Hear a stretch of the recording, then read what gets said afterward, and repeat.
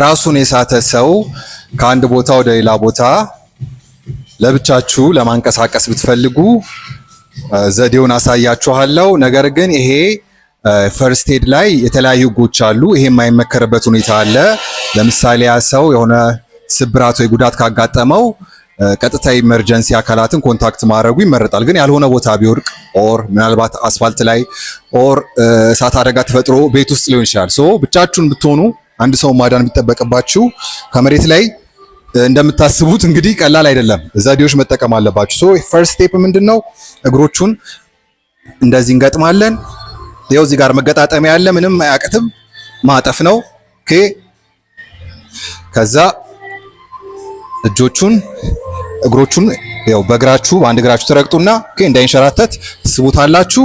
ያው የጀርባ ጆይንት አለ ቤትም ይታጠፋል እንግዲህ። ስለዚህ እዚሁ እንዳለ እንግዲህ ምን ታረጋላችሁ? ከጀርባው ተሽከርክራችሁ ትዞራላችሁ።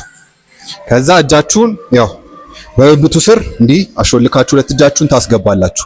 ከዚህ ጋር ያው ስኳት እንግዲህ ጥቅሙ እዚህ ጋር ነው። ስኳት ነው የምታረጉት። እንዲህ ቤንድ አድርጋችሁ ለማሳት ሞክሩ፣ ይከብዳል። ስለዚህ እግሮቻችሁ እንዲህ ስኳት ከታች ሆነው ቀጥ ብለው ነው ስኳት የሚያነሱት። ያው እንደዚህ አያችሁ፣ በቃ ትራመዳላችሁ።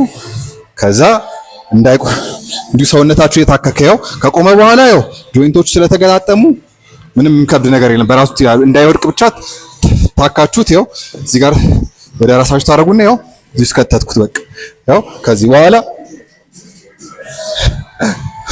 መሸከም ነው። ተሸክሞ ወደ ፈለገ ቦታ መንቀሳቀስ። ቁማታ ተነስ። አመሰግናለሁ።